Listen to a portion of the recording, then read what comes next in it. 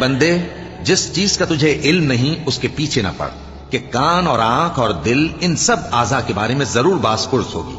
और जमीन पर अकड़ कर और तन कर मत चल, कि तू जमीन को फाड़ तो नहीं डालेगा और न लंबा होकर पहाड़ों की चोटी तक पहुंच जाएगा। इन सब आदतों की बुराई तेरे परवरदिगार के नजदीक बहुत नापसंद है।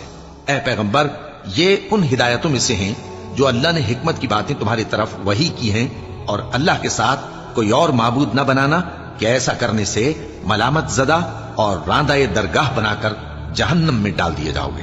मुशरिको, क्या तुम्हारे परवरदिगार ने तुमको तो लड़के दिए और अपने लिए फरिश्तों को बेटियां बनाया?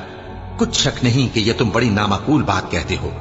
और हमने इस कुरान में तरह तरह की बातें बयान की हैं ताकि लोग नसीहत हासिल करें, मगर वो इससे और बिदक जाती हैं। कह दो कि अगर अल्लाह के साथ और माबूद होते जैसा कि ये कहते हैं, तो वो जरूर अर्श वाले की तरफ लड़ने भिड़ने के लिए रास्ता निकालते।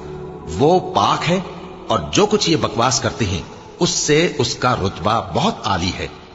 सातों आसमान और जमीन और जो लोग उनमें हैं सब उसी की तस्बीह करते हैं, और मखलूकात में से कोई चीज नहीं मगर उसकी तारीफ के साथ तस्बीह करती है, लेकिन तुम उनकी तस्बीह को नहीं समझते। बेशक वो बुर्दबार है, गफ्फार है। और ए नबी, जब तुम कुरान पढ़ा करते हो तो हम तुम में और उन लोगों में जो आखिरत पर ईमान नहीं रखते छुपा हुआ पर्दा यानी हिजाब डाल देते हैं, और उनके दिलों पर भी पर्दे डाल देते हैं कि उसे समझ न सकें, और उनके कानों में सिक्ल पैदा कर देते हैं।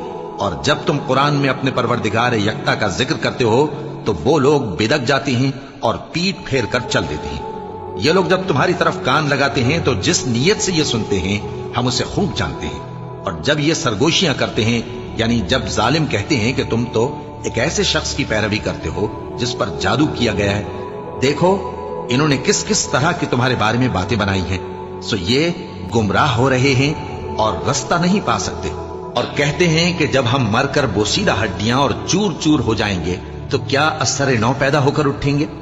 कह दो कि खा तुम पत्थर हो जाओ या लोहा या कोई और चीज जो तुम्हारे नजदीक पत्थर और लोहे से भी ज्यादा सख्त हो, झट कहेंगे कि भला हमें दोबारा कौन जिलाएगा।